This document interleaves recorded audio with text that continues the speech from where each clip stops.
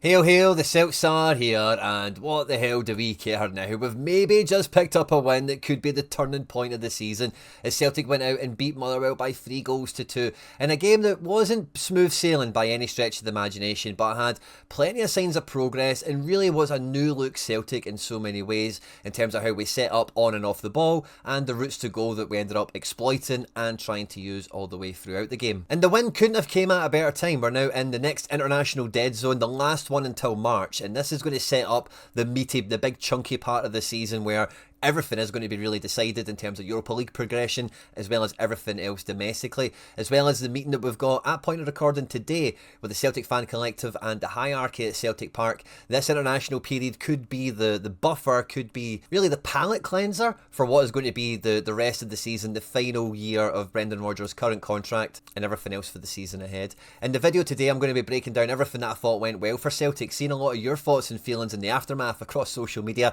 I think I'm in the minority. I think a lot of Celtic fans are actually quite disappointed, frustrated, angry around different elements of the team. But for me, this was pass marks all round from everyone that started and everyone that came off the bench. At any point in the video, if you do laugh, you learn, you like something or whatever, please do like and subscribe to the channel for more content like this. And a massive thanks and a massive shout out to all of our Substack supporters who pay their £4 a month, £1 a week to get all the content ad free, as well as access to all of the articles, all the insider scoops that Celts Are Here get. Get into the comment section in this one and let me know your thoughts and feelings, your main takeaways from the game at the weekend. And of course, if you want to interact with me and anything I'm saying in the video, make sure to put a timestamp in your comment. It'll make it a lot easier for me to come back and converse with you around any of the points we're going to talk about in the game today. But yeah, let's just get stuck straight into this one, because this is actually my second time recording this video. As I mentioned to Paul John when I was on Axom today, I spent an hour recording this, realising I recorded nothing. So we'll just get stuck straight into it like a dog eating beetroot. The Motherwell team was set up very similarly to the way we expected. Motherwell came into this game, yeah, I don't want to say in the ascendancy, but certainly in a more positive frame of mind. A lot of plaudits coming for the style of play, individual players, as well as the manager. And this was a really interesting test for us that wasn't actually too dissimilar from what we just recently got from Sporting Club Braga in the Europa League, which is a bit of a compliment to Motherwell, if I'm being honest. They set up with 6 boys in the back to try and play out, to try and unleash their 4-man attack. Very, very similar to what we've seen against Braga. But Celtic also started this game the way we were playing against Braga. If you watch the Braga breakdown on the channel, I reference a point in the match where John Kennedy gets to Callum McGregor and reorganises the press and talks about the roles and responsibilities of making the adjustment. That had a big impact on, little periods of the Braga game, but it made a huge difference in this match, because we set up like this, Hatate and McKeown, the surprise, we had the return of the wee guy midfield. Brendan likes this combination of 3, which wasn't a huge surprise, but what was a surprise was exactly how we shaped up, because whenever Motherwell were trying to play out from the back, whether it be from the goalkeeper to one of the centre-backs, we didn't just have the 3 men in the front line pressing the ball as we normally have done over the years. And as I come to say this, I know it is a bit of a contradiction, but we had Hatate right up next to Iheanacho being a bit of a 4-man press. Now, this has been a big role of Hatate at Celtic over the years. He has been very often the press supporting midfielder to give that extra man in these areas to make it even harder for the opponents to play out against us. But one thing that was different on this occasion for Hatate, in the first half especially, is he wasn't really recovering, not because he was being lazy or anything like that, but it was down to the instructions that he had. He was to be the attack-based midfielder, very similar to what we've seen from McKeown against Hibs last week. Hatate was staying in the nosebleeds, he was staying really high up in the pitch, and I think he had a great game, to be honest with you. I think he came into this with a real point to prove, and it seemed like vintage old Hatate for the large part, especially in these attacking areas. It was so effective in and around the edge of the box, playing in some nice balls for the supporting attackers, and made very good decisions in these middle of the pitch areas in transition.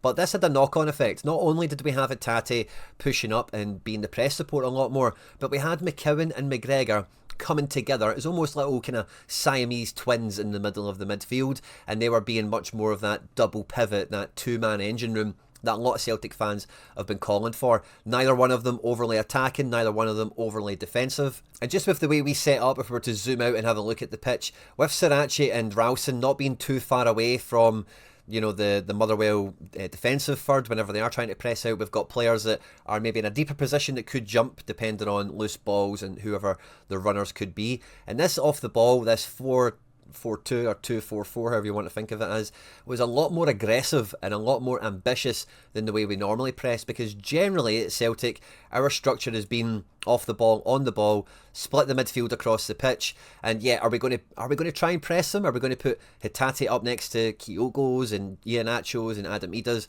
to be that press support? Yeah, but this midfield would still be the same. This was a real difference, a real course correction, I feel, in how we're going to press, because Maeda, Kyogo and Kun were a pressing machine, absolute hellraisers at it, and three of them doing that with Hatate kind of coming in and out at moments for support was ferocious. The players we've got at the moment cannot do it as a free. Iheanacho's not got the beans in him. Tuneke does seem to have a bit of it. He grows in the game, but in terms of how he started on the right, wasn't particularly formidable. But by adding Hatate in here, you get that same level of aggression, that same level of ambition from the press with four guys, where we used to have this with three. So a nice adjustment. And this shape led to a lot of really interesting play. The majority of what we were doing was focused down this left-hand side here, where we're really trying to get the ball to Tuneke. And between the right back he had, as well as, you know, when they were doubling up on him and making it even tighter for Tuneke to get down his side of the pitch, where we had the likes of Hatate not too far away, and even McGregor, who in this double pivot system, there seems to be some sort of license to, if the ball's on your side of the pitch, you can go forward and help with the attack, and then we're expecting this player to maybe shuttle in a little bit. Maybe we're asking fullbacks to pinch in a little bit, but there'll be people behind you to cover if McGregor or McKeown, mainly McGregor in this match, is going to penetrate, is going to go further on and beyond. And when we've got, like, the thing I always hold as a criticism against McGregor, which I would say in this match was actually maybe one of his strengths, is he's very teacher's pet. He's very much, he'll do what he's told, he'll do exactly what he's allowed to do. And if we look at this setup very early in the match, I'm not too sure because of the highlight package we're looking at what minute in the game this is, but this is exactly the setup that we were just looking at off screen, where we've got Dyson, we've got Hatate, Iheanacho and Tuneke as a front four. And as you can see who they have to deal with, it's essentially the Motherwell back four. The left back is just out off screen back here. And we are trying to push and we're trying to punish them in this zone between defence and midfield, where we normally get really hurt and where we were hurt actually in this match. And because we're so set up and we're so aggressive in the press very early on in the game, we are forcing them into the number one kind of escape clause, the number one get out the space pass that is on, and that is playing a big pass through the lines to try and find a three-man dropping from a higher position into a deeper area who can maybe try and get on the ball, have his back towards the rest of the pitch and try and link up with someone else who can run on and in behind. But because of the amount of pressure we've got, and even though there is, like, let's be honest, there is a huge area of space in here for him to drop into, it's not an easy ball, because just to his left he's got Tuneke blocking a pass. To his right hand side he's not really got anyone available. So this is a high pressure situation, and you can see McGregor has got the sniff. He knows that there's a mistake about to happen, there is an error to capitalise upon, and he does absolutely fantastic here for it. His pressure forces a really bad pass from the deep line, from the higher player dropping in deep, and that just sets us off and to go forward and attack. Sadly this doesn't actually amount to much. We get a shot from Callum McGregor at the front post that goes a begging. But when you see Callum McGregor in this area of the pitch, this is exactly where we want him. This is exactly the sort of role we want to see from McGregor, where in this kind of role in the team, he is very much the heartbeat. He is now very much able to dictate the tempo of the game a lot more effectively, versus if he was doing what McKeown is doing right now, which is normally the McGregor thing, is be the deeper of the three and let the two in front of you, Engels and Hatate or whoever it's been over the years, do that heavy lift and do that hard work in that area. And it creates a great opportunity. McGregor goes for the shot, but really with there only being 4 Motherwell defenders in their box and we've got 4 attackers, we maybe should have made a little bit more of this opportunity, but this was a real sign of things to come. Now there is periods in the game, don't get me wrong, where McGregor might be the deeper of the 3, but generally that's mainly because McKeown would very rarely be the deepest midfielder of the 3, and Hatate was told you don't need to do that shift today, so he was just always much more attacking. But this led to us playing some really nice stuff and really getting up and through the pitch really quickly. I don't think Anthony Ralston had much to do in this game besides defending Regan Charles-Cook, and because we were focused so much on the left hand side, we then have we have Iheanacho more coming over to the left hand side of the pitch, and we're bringing in Dyson almost as another striker, and this type of little trident in attack here is exactly what we want to try and focus on, because although Maeda isn't in his best position as like a right winger, we basically want him in the box. We want him pressing and harrying people. We want him to be there like he was for the winner, for those fox in the box moments that he's certainly got in his locker. And it just meant then we put Motherwell into some really difficult positions where more often than not they resembled a 4-4-2 or maybe even a 4-5-1 with how they were playing off the ball. And for once we are now actually controlling the centre of the pitch, because with McKeown, McGregor and Hatate in here, number one, they're not playing through the middle of the pitch anywhere near as often as other opponents do. So much of Motherwell's play was escaping in the wide areas, which has huge margin for error and is where we want to be sending their counter-attacks. We don't want them coming straight down the road at the goalkeeper for a one-on-one. We want to force them into the wide areas and make as much work for them as possible to get into the box. And this was, for me, one of the huge changes of what we've seen in this match versus what has gone previously, because like I've illustrated already, we are so used to just spreading the midfield so far apart from one another that when the team does like control the middle, they do bank in deep and narrow and make things really difficult. Getting the space away to find a pass to unlock a defence is very, very hard. And when people are then isolated, so like Hatate here could have a few guys around him, the ball could go to Tuneke and he wouldn't be too much freer either. And we could do this across really all the dots we've got here on the pitch. But the press, although it was aggressive, it was ambitious, and it did give Motherwell really something I don't think they expected coming into this game, it wasn't without its errors, sadly. This is something that is high risk, high reward. And although they're only attacking with 4 players for the most part, do we want to defend with 4 against 4? I don't think we do. I think we want to have a man advantage. And there's not really a better example of this high risk, high reward strategy backfiring. This is the sequence of events we get for Motherwell's first goal, where we're actually building up a pretty nice attack. McGregor is saying to our boy McKeown here to either watch out for number 90, Saeed, in case the ball turns over, but also McKeown, feel free to go grab a few more yards. There's a lot of space that you can attack into there, and I will just kind of hold the fort back here and cover for you. We have Ralston really high up in the pitch. We've got Iheanacho in amongst the defence, and we've even got Sriracha doubling up here on the right wing. Maeda's obviously off screen further behind on the right hand side here. So this is a very dominant attack. We've really put everyone but the centre backs are really involved in this. Now I don't know about yous, but for me this is a foul on Hatate. It's not a great foul. You're not booking the guy for it or anything. He's not tried to hurt him, but he's pushed him over from behind. He stopped him getting into the box. It's clearly a foul. But Motherwell play to the whistle, and again, this is a sign of a very well coached team, because as soon as they turn that ball over, the boy Saeed turns the ball over by himself. He basically just runs in a wee circle and then goes up the pitch as Hatate gets himself off the ground. And one of the reasons I did want to highlight this is this should be like second nature to the Celtic defence. This is the number one thing that we defend against in so many matches, where a team will counter-attack with 4 players. Now we've got the boy carrying the ball, and as you can see here, we've got the front 3 pinned around. Now Sriracha is totally abandoned station. He's nowhere near to be seen. McGregor and McKeown are obviously aware of this, as is Tuneke. But Ralston's got his man covered for the most part, and between Scales and Vickers, they both should, between one of them, have the striker taken care of. The main problem here in this transition, in this counter-attack, particularly because Sriracha is out of position, is Maswanisi, the left winger here. And McGregor's got a real difficult choice on his hands. The number one thing I've been crying out for the Celtic midfield, or the defence in general, to be able to do is to step out to the ball when these things happen, stop it at source and stop it initiating an attack.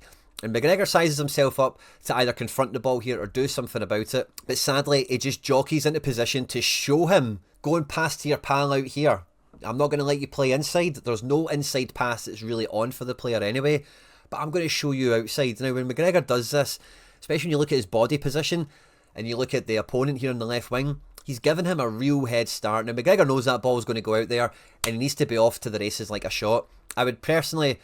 Now, if the left back is here, McGregor can confront the ball a lot easier. I think McGregor has ultimately made the right decision, because after that ball is played out to the winger, like McGregor telegraphed and told the guy to do, he makes up the distance, he catches up to him, and he affects the ball, which is the number one thing you have to... Obviously, winning the ball is better, right? But the minimum you've got to do is affect the ball. Take it out of his control, stop him doing what he wants to do, and then in the aftermath of that, can we regain composure, shape, possession, etc. From McGregor's intervention, Scales gets on the ball, and then we've got a little 1-2 situation here between Scales and Schmeichel, and this is where the problem comes, right? Because we still, at this moment in time, don't have the left back in situ. Now, this is a difficult position to defend or play out from, because that is a real jeopardy situation. One wrong pass, one wrong move, and maybe a free kick, a penalty, a goal, something like that can go against you. But when the ball comes back out to Scales here, there's only a few different ways we're going to be able to play out from the back. We're not going to be able to play it to Vickers. We're definitely not going to be able to play to Ralston in this position, because we don't want to play across the face of goal. Look at all the space that we've got in the middle of the pitch here, where anyone could be free to run onto a loose ball from the edge of the box, or even coming from deep to go and support the striker. We've got two bodies in the box. It's, Stamatopoulos is cutting off the return ball to Schmeichel, which means we need to get out, we need to move up the pitch. Iheanacho, I might just bring your attention to, by the way, has recovered into the right wing area. But for Scales, it's all about getting out with McGregor and McKeown. They're the playmakers, they're the engine room, they're the midfield. These are the guys we should be trying to find in this pressure possession situation. Scales finds the ball to McGregor. McGregor takes a few nice touches on the line, gets it back to Scales, and as that sequence of play happens, two more Motherwell players come into the equation, come in to box this situation in, to make it even harder for us to play into. Now, this is something that Celtic are very familiar with, okay? Because what has just happened here with those two midfielders stepping up is they have just left a massive, and we've not quite got the angle on this box, right? But they have just left acres of space behind them. And you can go all the way back to the left back is in screen here. The right back and the two defenders, the centre backs, are not.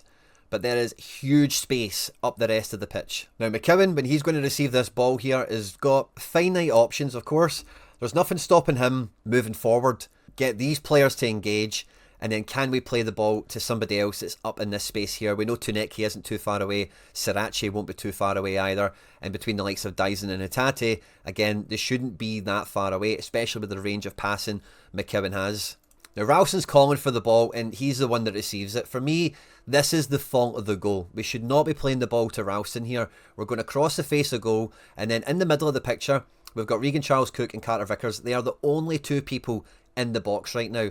This ball going across here, where Ralston is going to be pressed by Regan Charles-Cook as well as the left back here, is an absolute hospital ball. McKeown should not be doing that. Now, he's done it quick and he's done it smoothly, which might be, if we were to get away with this, the saving grace. But with the amount of space, and as we roll the footage on, you'll see the amount of options that we had behind Elliot Watt or Fadinger, whoever this is, and Maswanise or Ibrahim Said, whoever that player is, next to McGregor on the wide spot. Now, Ralston does make a horrendous first touch off of it, brings the ball off the ground, it starts bouncing, and there's so much weight on it because of how zipped in it came from McKeown that Ralston has now just been hung out to dry. He's in a 2v1, and behind him, the left back and Regan Charles-Cook are now one-on-one with Vickers, or 2v1 on Vickers. But look at the rest of the picture here. Not too far away, we had Sriracha, we had Hatate, and we had Maeda. If McKeown is able to chip one of those balls up into this zone here, over those two players, one of them is going to come in for a 50-50. Maybe we win a free kick. Maybe we can pass it around the corner, turn and run. A multitude of things could have happened. I'm not saying we would have scored from this move or anything like it, don't get me wrong. But the decision to be conservative, because we're missing the left back, and just play the right back, who, Ralston, if he makes a better touch, he could have been in a great position to set us off on a counter attack. Don't get me wrong there. But Ralston's first touch, although it opens everything up for them to go forward and attack and eventually score, it's not the fault, it's not the main error that's led to this goal for me. And then as everyone comes in to recover, defend, it is all run back towards goal, just try and hook the ball away, don't worry about where anyone else is, just try and clear it, the Celtic recovery defensive way. But again, this gap is just absolutely massive, and the attacking midfielder, who didn't have enough puff to keep up with the play a minute ago, has now got acres of space on the edge of the box, and you know he's going to find his pal in the wide area, and eventually it's going to result in a cross that's going to find the target man, Stamatopoulos here, who has had some great movement as a striker, it must be said. But Maeda has fell asleep at the wheel a little bit. We've seen where he was in shot a moment ago, and for him to stand on his heels and watch Ralston just get hung out to dry and let this guy get on the edge of the box with some space, just out of frame at the bottom, just down here where my mouse is, maybe you can see it or not. Iheanacho is still in the right wing position as well, so we had players coming back where we could have got out of our third a little bit better. And we get Hatate and Maeda coming back in to make it hard to work the ball out into the wide area, but you can see from the way they're pressing, they've just ran the full length of the pitch, and you know, it's a hard thing to do with full focus and commitment. The ball gets played in, it's a great cross, it's a great finish, I don't think we can argue against that. But that was the downside to this more aggressive, this more ambitious pressing shape that we had. And we go in at half-time as a 1-1 draw, we're drawing 1-1 at half-time, we scored the penalty of course, and they scored that chance. And I'm quite enthused. I'm thinking, do you know what? We've seen some really nice styles of play. We've seen a lot more deliberate route to goal. We're not isolating McGregor. We're not throwing the midfield across the pitch. And we seem much more like a well-oiled machine at this point. Now, when we come out to the second half, there is a bit of a tweak, there is a bit of a change where McKeown is allowed to go a bit further on in advance, leaving McGregor to be a little bit more the deeper again. Hatate has a wee bit more defensive responsibilities all of a sudden, but for the most part, we're trying to put McKeown and Hatate into being like a 5-man press now at this point. With Tunetke maybe standing off a little bit, if you kind of see the replays of how things went, we kind of end up in like 2 banks of 3 when we press, with Maeda, Iheanacho and Hatate being one, and then Tunetke, McGregor and McKeown almost being the second. But for the large parts when it was open play, we're getting McKeown getting closer to Hatate, being a lot more attacking and trying to push the envelope. Now they get their penalty, they go 2-1 up, and then not too long after, like 5 or 6 minutes, we then make a triple substitution where we bring off Hatate and McKeown for Negren and Engels. Now, regular viewers of the channel will know I have been crying out for this for the last week or two to be a potential solution to our midfield woes. Brendan Rodgers loves the content here on the channel, and I'm really glad he liked the suggestion enough to include it in his match plans. And when I seen both of these guys coming off the bench, I got excited. I thought, we're going to come back into this, we're going to look good. Negren's got a point to prove and has been effective. Engels has got a huge point to prove and maybe just about enough time, and it's a sort of match that requires somebody like him to stand up and make it happen. But quite surprisingly, we actually lose Sebastian Tunetke at this moment for James Forrest. Now, I was quite critical of Forrest's inclusion, I think it was in the Braga game, but in this one it made a lot of sense. We got Dyson over to the left and felt like he went up a couple of gears in this one, and Forrest was just asked quite simply to be the wide player, to swing a cross in, come inside, don't lose possession, move it on to another one of the playmakers, and did his job really well. It then just meant Ralston could just like shield in this kind of zone here, inverted. I don't mean inverted as in the Greg Taylor thing, but a tucked in right back just to close some of this gap in the middle, because when Engels and Negren come on, they too were everything I wanted them to be in this midfield shape. They were sticking close together, they were overloading, they were playing give and goes with one another, that were bringing other people into play. And even if Engels in this game was very, very wide at times, it would just drag Negren over into these areas here, and we would just get a lot more success down one side of the pitch. And the continued focus down the left was working really well. McGregor was getting on the act, as we've highlighted a bunch of times. Sriracha gives away the penalty, has a bit of an error that leads to one of the shots. Didn't have a great game by all accounts, but the threat of Sriracha down the left was really imposing and made them have to think twice about Maswanise, who was often coming back and defending. And then not long after that, Sriracha has finished his shift. He comes off for Kieran Tierney. And I thought Tierney was quietly exceptional in this game. He gets into the box for a back post header to knock it across the face of goal. Sadly didn't come to much. And in this final third play, when we were like putting Dyson into the inside channel, trying to get him into the box, and Engels is out wide trying to play balls, we've got Negren coming over here, Tierney just really helped the rest of it tick really nicely for me. But the thing that was the real catalyst for change here, like I mentioned with the press and how we were set up, with Negren and Engels, this just went to a whole other level where it was very much like McKeown and Rio were kind of pressing but kind of recovering. Engels and Negren were pressing. They were essentially like a double attacking midfield where with them, Forrest, Iheanacho and Dyson, we had a 5-man press on, which just made their life even harder to play out from, where they're starting to play around with goal kicks and do some stupid stuff, which brings their team deeper in the pitch and makes their chances a lot harder to create. And we were just absolutely thriving off of this. And Negren's goal is a great example of what I'm talking about here. We've got Iheanacho really leading the line, getting into the box like a prime Ousmane Dembele.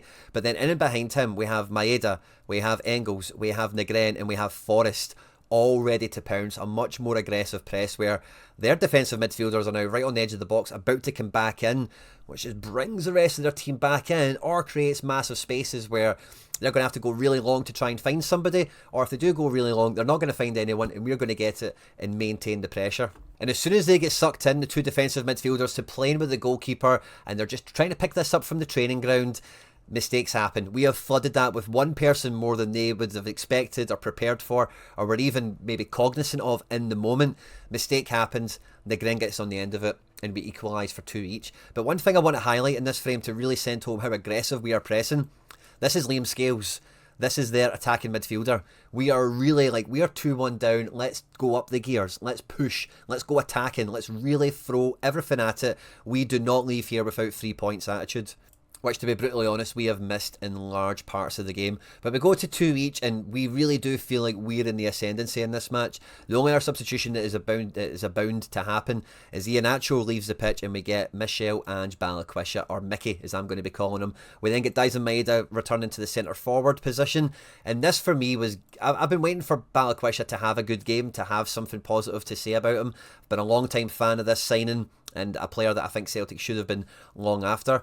We get Tierney still kind of doing his thing, as with Ralston, and between the two of them and McGregor, they're giving us this kind of three-man shield here to stop Maswinise, Said and Regan Charles-Cook trying to counter-attack us or trying to get out. And also when we're attacking, McGregor especially is just really happy to be involved in the play and keep the attack going. But as Balikwisha comes on, Engels, Negren and Balikwisha almost become like a three. And with Daizen being on this side of the pitch, we really just squeeze the whole game. We were really hyper-focused down the left-hand side.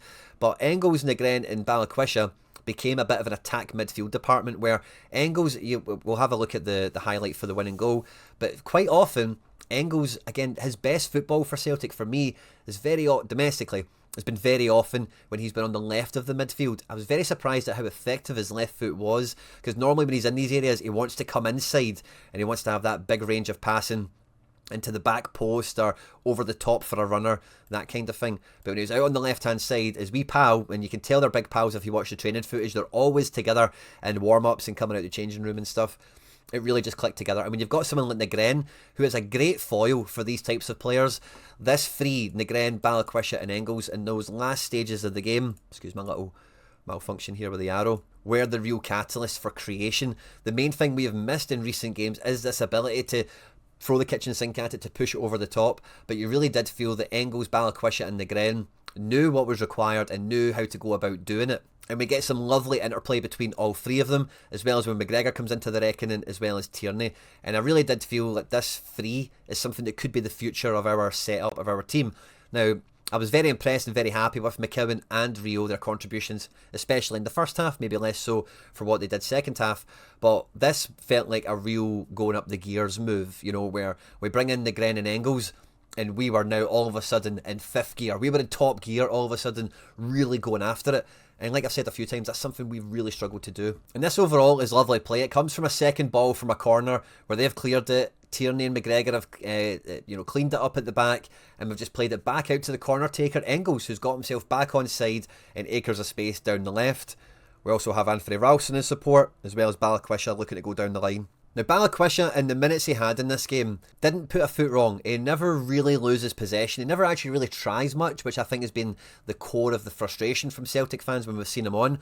But so often, when he has been played, and especially when he's been in the left wing area, he is very often a man by himself. You know, he has not had players in and around him for support. And you know Arnie Engels, number one, is desperate to have a big game for himself, but you can tell he really wants his pal to have a good game and really get his career off and running at Celtic, maybe for their own benefit.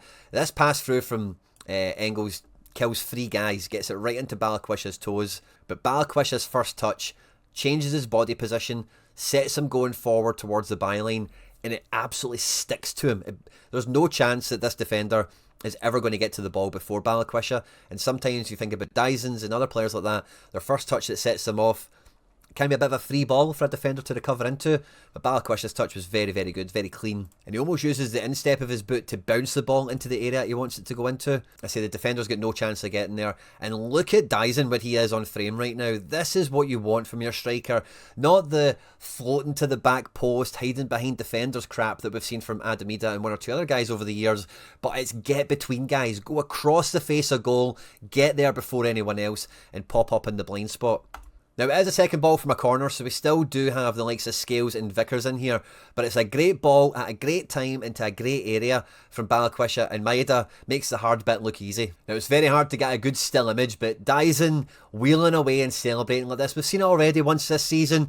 It feels like he's really resolutely committed to the cause for however long he's going to be here, and that, as I say, is a big part of the reason that this feels like this was a huge turning point where we had a really distinct play style. We actually showed a lot more from the beginning, throughout, and even from the bench in this game than we have in any of the important matches that we've had so far. This felt like a real do or die situation in a lot of ways, because if we drop points to Motherwell, we would very quickly be talking about title races, including Heart of Midlothian, who are top, and it certainly is a title race at the moment, isn't it? A lot of you guys think they're going to fall away. I'm not as confident in that, but we are going to have to become our best to get back into this race and get control of it. And with players like Daizen Maeda and the rest of the cast that we've spoke about today, we've got more than enough quality to do it. But without seeing those signs on the pitch that we've seen this weekend, I would have had very little faith that we would be able to do it. So many of you guys in the comment sections of the videos are telling me stuff like, I can't see us winning anymore, I can't see us scoring many goals. I'll be interested to see what your thoughts and feelings are after the Motherwell game, of course. But in the build-up to the game, I can totally understand and sympathise where Celtic fans would get that feeling from, because we've really lacked identity, we really lacked cutting edge and a distinct route to goal. If we have a look at the player ratings for the match, I think there's only a few things worth highlighting. One is Marcelo Sirache, who very comfortably played his worst game ever in a Celtic jersey. The penalty conceded is neither here nor there. It's a bit of bad luck, isn't it? But he gave away a couple of fouls. He also gave away a few errors that led to shots and stuff like that. He didn't really contribute as much as what we've seen in the final third from an attacking left-back perspective. And overall, this is a game that he'll probably want to quickly forget. Iheanacho was our best performance starter on the day with a 70 out of 100 rating. And this is actually very impressive. He also gets guaranteed 60 out of 100 for scoring his goal based on these Opta statistics, the scoring matrix that we use here. But we have seen so many centre forwards at Celtic offer nothing except for the final touch, the finish. Iheanacho created 2 big chances in this game. He had 3 attempted assists. So what does that mean? He's played someone else in and they've taken a shot on target. That actually happened. We don't have strikers at Celtic over the last couple of years that have any statistics like that in a normal run-of-the-mill match. Now, this was it a run-of-the-mill match? Was it a big match? Whatever. He only got 1 shot on target. I'm sure he'd have wanted more. He lost more duels than any of us would have liked. I'm sure we can all agree on that. And he gave away 3 fouls. So it wasn't a perfect performance.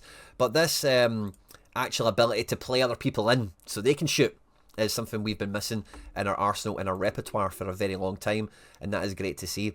Rio Hatate played a 60 out of 100 performance match here, and that's without any goal decisive actions like assists and goals, etc. The wee man won 3 tackles in this game. He was fouled twice, which is winning us free kicks, which is a good thing. He won 7 duels. Do you know how many duels he lost? 0. 1 interception. He won possession 4 times but lost it 12, and out of those 12 possession losts, 10 of them were missed passes. So again, I think for the volume that we're talking about here, it's within kind of normal parameters.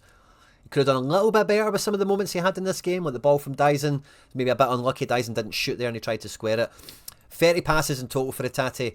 14 of them into the final third is a great ratio, and 7 balls he played got into the box as well. And McGregor was not too far behind him, a 53 out of 100 rating. And I've got to say, by the way, he did give away 2 fouls, did concede the goals, which is kind of fine, whatever. But McGregor won 4 tackles in this game. He does not clock defensive numbers like this, ever. 1 interception. He lost 6 duels, having won 5, so that's -1. Not a great situation, but considering the volume of everything else, it was good. Only 61 passes for McGregor. Again, in these games, we see him get to 80, 90, 100 passes very regularly. Only 5 passes. And this really does paint into everything we were chatting about before. He got a shot on target. He played 4 balls into the box. And that chance right at the beginning of the game has been credited as a big chance miss, which I think is a bit harsh. But we got a really complete performance from McGregor here. And in that new adaptation of the role, it really suited him. Daizen Maeda gets his goal in this one. He also had a big chance missed. Tuneke didn't really do anything in this one. He lost 9 duels, only won 2. 16 passes in total. None of them resulted in shots from anyone else. He didn't even get a shot away himself. A bit of an inept game. And Tuneke has come into a lot of fanfare and he's been quite successful, but it's something I've been mentioning on the breakdowns recently, that he looks to have been playing at the top of his ability. How long can he maintain that without having support in the team? And can he do better? These are things we still don't know, but it's very clear that he offers something that no one else in the team has been able to offer. We've greatly needed it, and he's done well in the matches he's played so far. But match by match, it's been diminishing returns. This guy needs help. This guy needs a wee bit of love, a little bit of rotation, needs other players in the squad to help carry the workload for him. And I think he was really a victim of that, as well as being well scouted by the opposition. If you look at, we focused everything down the left. If you look at their right-hand side, Fadinger, Kutrumbis and Maswanase are their main contributing players all the way through this game. They put in a good shift and they should be recognised for that as well, I suppose. Scales and Vickers and Ralston's, I think we all know how their scoring profile generally looks. But Bendegren was actually the highest performing player on the day. He comes off the bench and gets his goal, of course. He loses a few points for possession and not winning all of his duels. He had 17 passes, 7 of them went into the final third. 1 of them resulted in a shot for someone else. He had 3 shots on target. Certainly should have had 2 in this game. Could have had a hat-trick. Had 3 balls go into the box, and it was a very good performance from the bench from him. But like I mentioned, Tierney quietly brilliant off the bench as well. Won 2 tackles, made 3 effective clearances. Maybe didn't win the ball and stuff as much as we would want, but a nice, he's won 2 duels, lost 1, so that's a good ratio, isn't it? Pass count, quite low, but quite effective. Only 3 missed passes lost. And a bunch of his balls are going into the final third and into the box, with even attempted assists coming off the back of it. 3 balls into the box himself. And this is one of the first games, and I know the ratings, like Engels doesn't really get much joy on the statistics at the end of the game, but this was a real complete performance from start to finish. I said when I seen the team sheet, my score prediction was going to be 4-0 when I seen the team sheet. We got 3, we did concede the 2. If this was a slightly more well-oiled, well-rehearsed Celtic, we could have been a bit more commanding in this. We could have been a little bit more assured, and there might have been a little bit less drama on the day. But I think if we can continue to play in this style and use the squad this effectively, all of our domestic woes are going to become quickly forgotten, and then it's going to be about, can we reconcile that into the Europa League, if we even want to. Daizen Maeda gets man of the match for this one, and I don't really know who I would be giving my player of the match to kind of vibe. Hatate and McGregor, I think, were very much worthy of that, as were a lot of the guys that came off the bench. But I think I would just, for the 90 minutes and the complete effort, and without being ball dominant either, with only 60 passes to his name, I think I'd go with McGregor to be my man of the match, my player that contributed the most in the game. On screen now, some other stuff that we've made that YouTube thinks you might enjoy. If you haven't done so already, please do hit the subscribe button for more content like this. Don't forget to like and subscribe. Get into the comment section. Let me know your thoughts, feelings and big takeaways from the video and from the game as well, of course. Hail, hail, and Mon the Hoops.